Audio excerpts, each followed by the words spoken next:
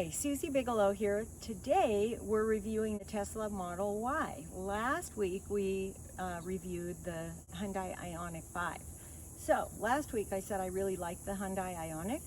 This week I've been driving the Tesla and I really like it as well. One of the things I liked about the Hyundai was the handles present themselves. With this, you kind of have to know how to open it. You push with your thumb and grab it with your other fingers. The other one's just easier.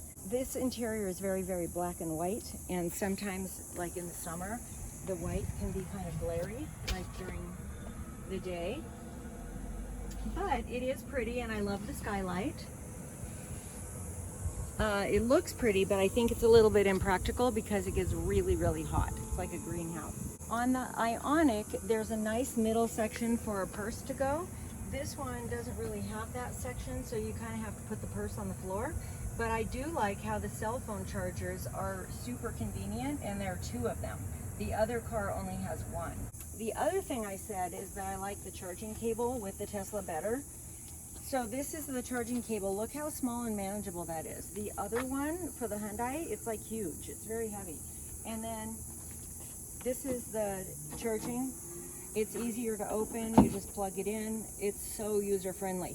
When you charge at a charging station with the Ioniq, you have to use an app, and the app has your credit card, and like sometimes you don't know where to scan it. With this, you literally go up to the charging station, plug it in. It knows you, your car, and how to charge you. I think the trunk storage on this one is a little bit better. Look how much cargo room you have.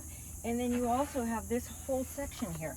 So look at that. You can put like groceries down there and they won't topple over. So I think this trunk and storage situation is a little bit better than on the Hyundai, but not a big deal. Oh, and then to put the seats down, super easy. You just pull this button. How easy is that? The other one, you kind of have to lift the lever and push. So more things are automatic on this car. Last week, I was saying that the Hyundai has a super luxurious, spacious back seat. This one feels spacious to me, but I'm only 5 foot. It has a lot of headroom, and I think it's really nice. One of the things that I really love is this car is so intuitive. You literally get in, you put your foot on the brake, and you press down, and you're ready to go. Then if you want to go reverse, you can literally take your foot off the gas, flip it, and go in reverse. With the other car, the Hyundai, you have to actually put your foot on the brake, come to a complete stop, and then change it. Navigate to downtown Summerlin. Now turn left onto Eden Ridge Avenue. Yeah, so there's our map. I didn't have to push start or go. It just does it. So one of the other great features that this Tesla has, and all the Teslas have, if you go to the store, and you turn the car off and you want to keep it cool, you just push this button that says keep, and it'll stay cool for as long as you're in the store. With the Hyundai, it only gives you 10 minutes. I guess that's good and bad. I like having it on forever.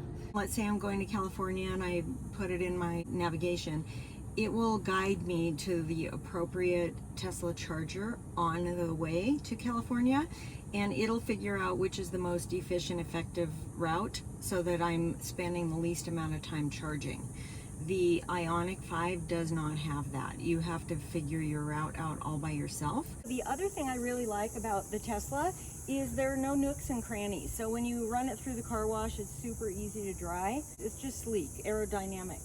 I don't like that the rims stick out further than the tires. Very easy to scratch the rims. On the Hyundai, I think the tires stick out further than the rims, which is a good feature. I'm gonna walk away and the car is gonna lock itself. So check out the car, lock itself.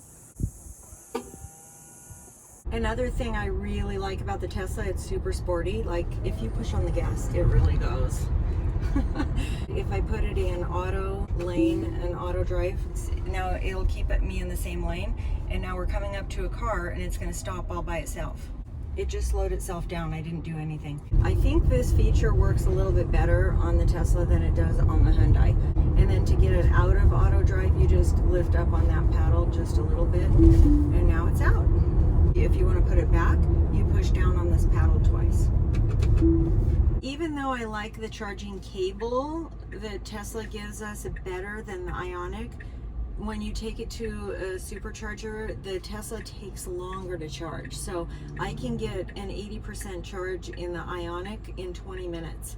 And today I took the Tesla to the charging station and I was there 30 minutes and I don't think it even went to 80% capacity. So the Ionic definitely charges faster, which makes your road trip faster. So one of the other things I wanted to point out, the Ioniq5 came with the windows already tinted, all of them. With this one, the back windows are tinted, but the front is not. So if I kept this car, I would want to tint the windows, which would be more money out of pocket. The Ionic's a little bit more affordable. The cost was less, and I have 2 years of free supercharging, which is great. I really like that lane change assist, where it tells you if there's a car next to you. I think that's going to keep me safe, and the visibility is a little bit better. So I think that's it. I'm keeping the Hyundai.